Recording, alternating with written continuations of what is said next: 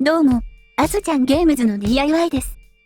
サイバーフォーミュラ RC 化計画大掛かり開発プロジェクト始まります。前回は、新設計者足の問題点である、ステアリング機構の修正を行って、アンダーステアを解消しようという修正段階までお送りしました。今回は、その続きである新型サスペンション機構搭載シャーシのお話となります。これが九段の再設計型シャーシですね。ナックルに設けてあるステアリング軸とタイヤの距離を縮めることによって、動力源であるサーボモーターに過大な負荷をかけない工夫を施しました。サーボ機構に負荷がかからなければ、その分だけ楽に旋回動作を行えるため、アンダーステアのないキレのある旋回が期待できると思っています。新機構として、サスペンションの干渉構造を新たに設けました。サスペンションアームの上面側、アッパーアームと呼ばれるパーツにコイルスプリングを圧縮する構造を追加しました。アッパーアームにシャシー内部のコイルスプリングを抑える構造を追加することによって、スプリングの反発を受け取り、タイヤを地面に押さえつけようとする作用を与えました。タイヤを押さえつける一方で、弾力による圧縮も発生するため、路面形状による突発的な衝撃を吸収することも可能です。直前の設計では、仮面側のサスペンションアーム、つまり、ロアアーム側に、板厚 0.1mm のサス304ステンレスを差し込んでスプリングとしていました。この構造は、サスペンションのストローク中に遊びが発生すると、隣接するナックルと干渉して旋回を阻害する可能性があったため、急遽廃止しました。後方の2輪、つまり1番側のサスペンションは、前方の2番サスペンションと異なり、アクチュエータのマウントと干渉します。アッパーアームをシャシー内部へ延伸できないため、アクチュエータマウントを利用して、コイルスプリングを横方向に実装。横向きの反発力をアッパーアームに伝達して、タイヤを地面に押さえつける構造としました。アッパーアームは、横向きの反発力を受け取れるように、若干の設計変更が加えられております。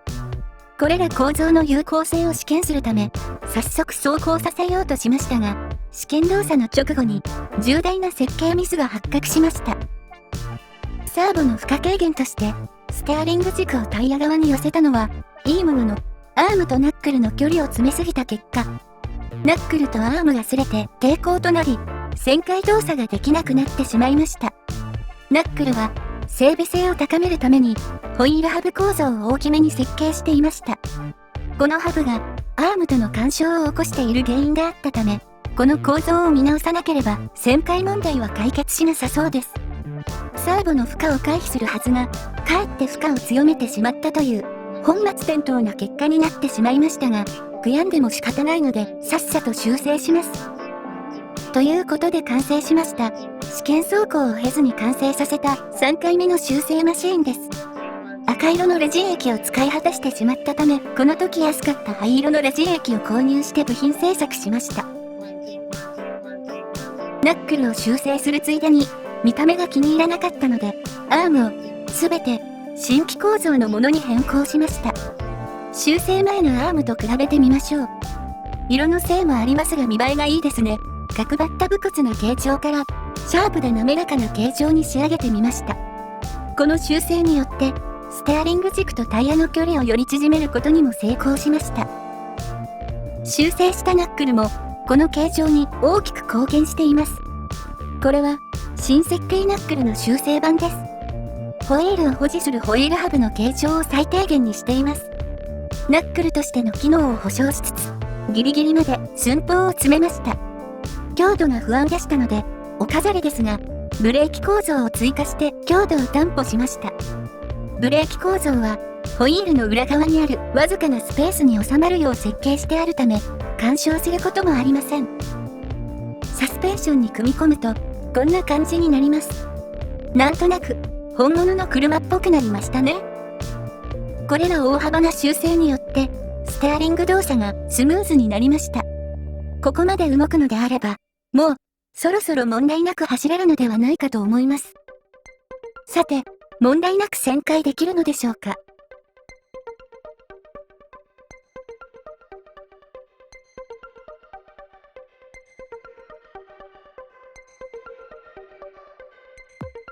おお。めっちゃキビキビ動いてる。タイトなコーナリングも苦もなく動作していますね。修正前と比べると、その差は歴然ですね。修正前は、明らかに動作がもたついていて、制御のだるさが見て取れます。修正後のスムーズな動作が明らかですね。これだけ動ければ、大掛かり制作も次のステップに移行できます。動力の構造はこれで決定として、次はボディ製作を行わないとですね。もうお気づきかもしれませんが、すでにフロントウィングとリアカウルの試作品を失踪しています。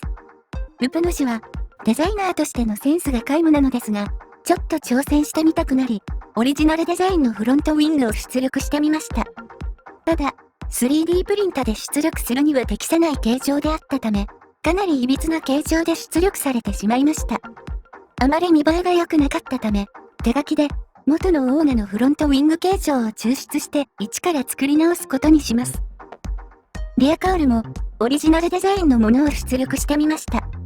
オーガのベースボディにフィットするよう、元の形状データを手書きで抽出してモデリングを行っています。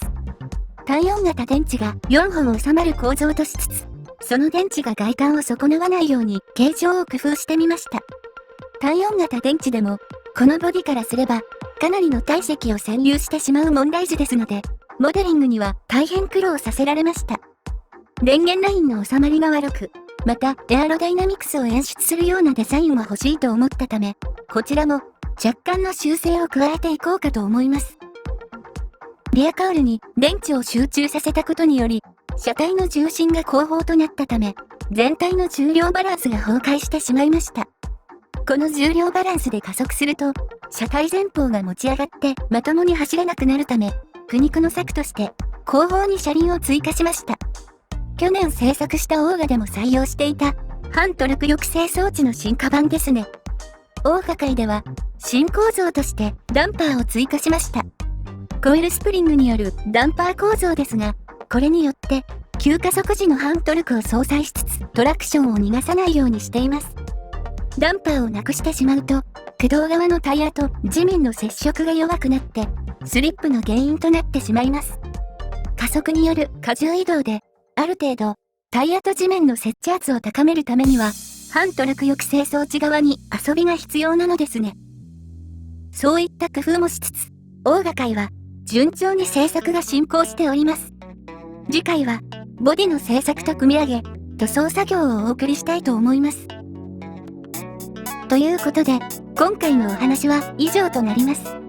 いかがでしたでしょうか？それではまた次回の動画でお会いしましょう。ご視聴ありがとうございますです。